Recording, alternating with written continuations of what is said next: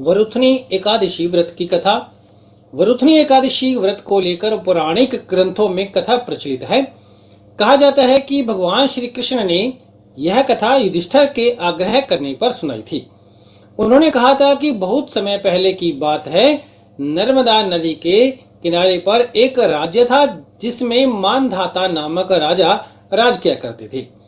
राजा बहुत ही पुण्यात्मा थे। अपनी दानशीलता के लिए वे दूर दूर तक प्रसिद्ध थे। वे तपस्वी भी थे और भगवान विष्णु के उपासक थे। एक बार राजा जंगल में तपस्या के लिए चले गए और एक विशाल वृक्ष के नीचे अपना आसन लगाकर तपस्या करनी शुरू कर दी। अभी वे तपस्या में ही लीन थे कि एक जंगली भालू ने उन पर हमला कर दिया और उनके पैर को चबाने लगा। लेकिन राजा मानधाता तपस्या में ही लीन रहे। उन्हें भालू घसीट कर आगे ले जाने लगा तो उन्होंने तपस्या धर्म का पालन करते हुए क्रोध नहीं किया। भगवान विष्णु से ही इस संकट से उबारने के लिए प्रार्थना करनी शुरू कर दी। भगवान विष्णु प्रकट हुए और भालू को अपने सुदर्शन चक्र से मार गिराया। लेकिन तब तक भालू राजा के पैर को लगभग चबा चुका था। राजा बहुत ही दुखी थे और दर्द में भी थे। भगवान विष्णु ने कहा कि वत्स, विचलित होने की आवश्यकता नहीं है। वैशाख माह के कृष्ण पक्ष की एकादशी, जो कि वरुथनी एकादशी कहलाती है, इसको मेरे वराह रूप की पूजा करनी चाहिए। व्रत के प्रताप से तुम पुनः संपूर्ण अंगों वाले और हृष्ट पुष्ट हो जाओगे। भालू ने जो भी तुम्हारे साथ किया वह तुम्हारे पूर्व जन्म का पाप का फल है। इस एकादशी के व्रत से तुम्हें सभी पापों से भी मुक्ति मिल जाएगी। भगवान की आज्ञा मानकर मानधाता ने वैसा ही किया और व्रत का पालन करते ही जैसे उसे की नव जीवन मिल गया हो, वह फिर से हष्ट-पुष्ट हो गया। अब राजा और भी अधिक श्रद्धा भाव से भक्ति पूर्वक ब्रह्म भक्ति में लीन रहने लगा। वरुथनी एकादशी का जितना महत्व है उतने ही इसके नियम भी है। वरुथनी एकादशी का व्रत पूरी तरह से शुद्ध होकर करना चाहिए।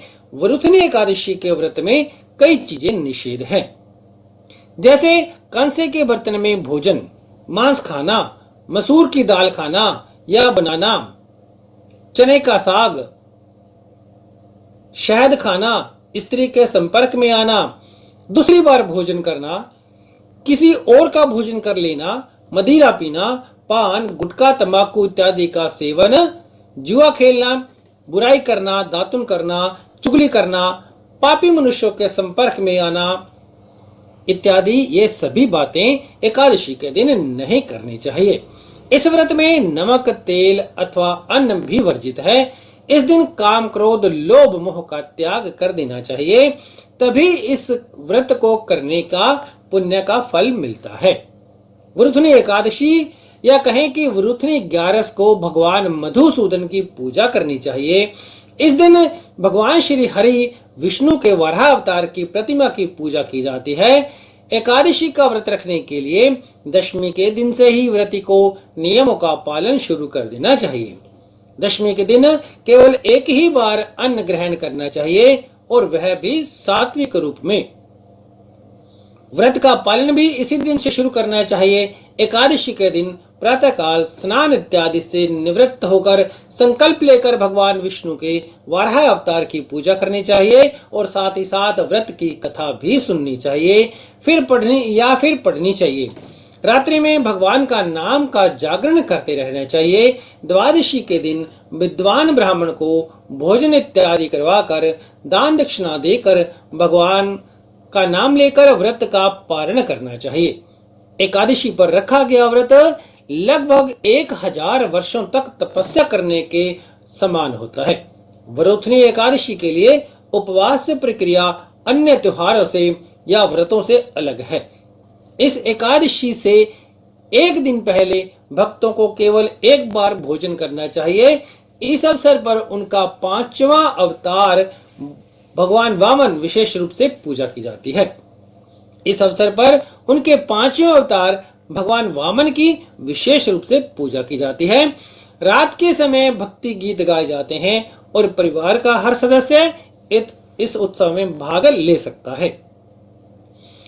भक्त भगवान से अपने सभी पापों को क्षमा करने और घर में सुख शांति और समृद्धि की मनोकामनाएं करते हैं।